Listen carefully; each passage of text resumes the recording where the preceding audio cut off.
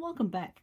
At the end of the last video, I asked you to go away and tack up the area in which you're going to be working your design. And I explained that I'm going to be putting my Aztec Stitch over a box lid. The Aztec Stitch is going to wrap over and tuck underneath this lid. So I need to have a rectangle that is, when I'm working on it, the grid is going to be larger than the bit that's tacked. If I was doing an oval box, like this one here, I still need to work on a regular shape, and I would actually create a working grid that is larger than the oval, so that I could tack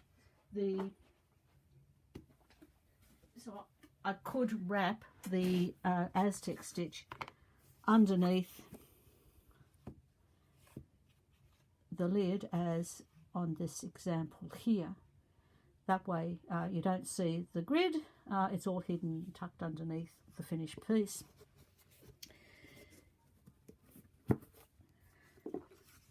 If I was working a design where I wanted to have some of the fabric showing on this particular box lid, I would work out my grid inside that tack shape.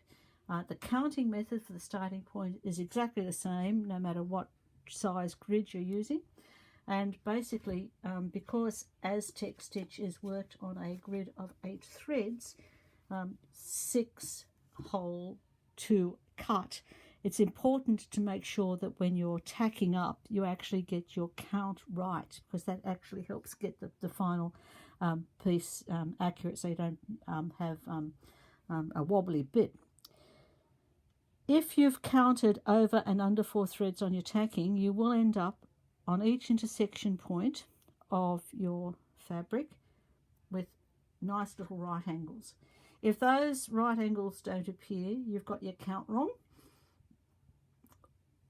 or you've veered off a thread when you're actually tacking.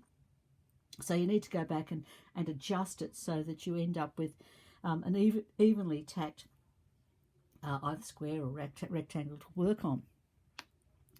Now back to work out where to start from. Because it's a count of 8, we need to count down from the center in groups of 8, and on this one that's one group of 8, 2 groups of 8, 2, 3, 4, 5, 6, 7, and I want this to wrap under, so I'm going to go 2 more, 1, 2. And that there would be the starting point of my the top of my 4-sided stitch, which on this piece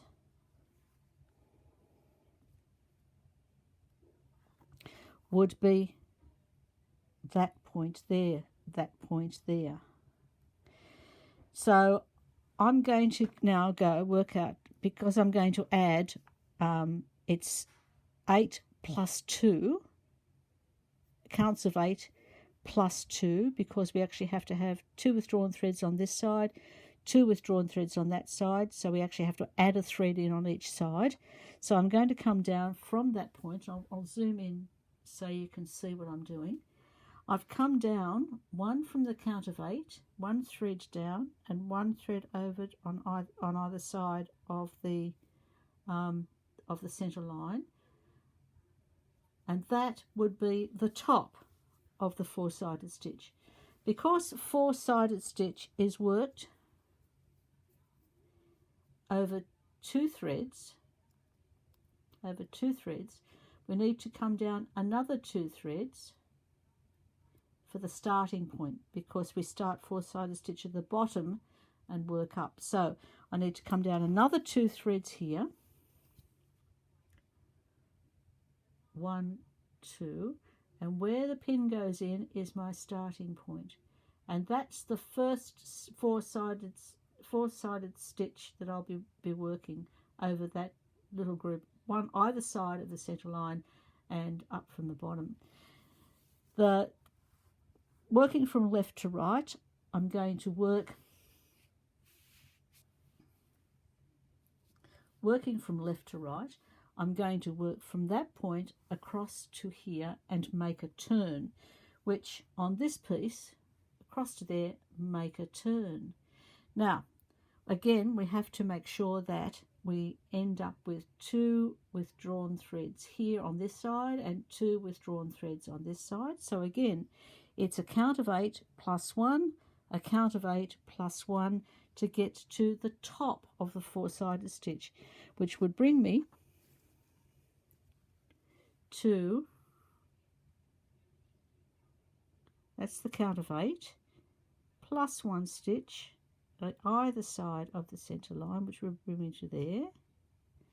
And because, I'll zoom in so you can see what I'm doing, and because we work over 2 stitches, I need 2 threads, I need to go another 2 threads to the left, and where the pin comes out is the bottom of the 4-sided stitch. On this one, that would be there. Okay, now I'm going to work around my piece starting at the center here. I'm going to work along to the left to the turn point, then I'm going to turn 90 degrees and work along there, and then turn 90 degrees and work along there, and then turn 90 degrees and work along the other side. This turn point here is, you've got to make sure that you get that turn point right so that you end up with the right number of cut threads on the edge. If you don't, you end up with the count is wrong. So what I'm going to do is I'm going to go away and I'm going to stitch along that side to the turn point, and then I'm going to come back and show you where to turn, how to turn. I'm going to be working in a dark pearl thread so you can see what I'm doing. And for this particular piece, it doesn't really matter because nobody's ever going to see the 4-sided stitch. It's going to be buried underneath the box lid. If you wanted to see the 4-sided stitch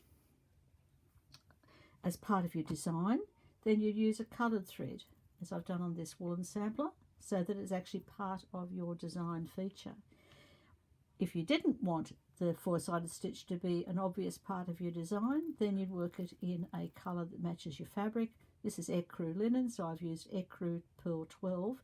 I could have just as easily have used the green silk or the purple silk or the metallic to do the 4-sided edge to give it a defined border. You make a decision about what kind of thread you use. I'll be using a dark pearl 12 so you can see what I'm doing. So I'm now going to go away. I'll work to the turn point and then I'll come back and show you how to turn the corner. When we've done that, if we have whatever the count of 4-sided squares is from that point to the turn, that's the same number of squares you work on that there, which is the same number of squares you work from the center to there, which is the same number of squares you work from the center to there.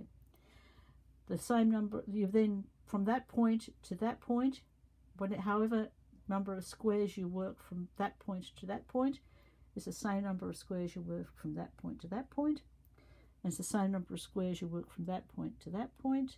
It's the same number of squares you work from that point to that point. And if we get it right, when we get all the way back around here, it should meet up. We don't cut until we've made sure that we've actually got the grid absolutely right.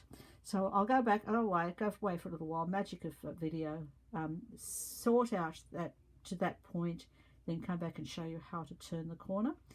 In the meantime, speak to you later.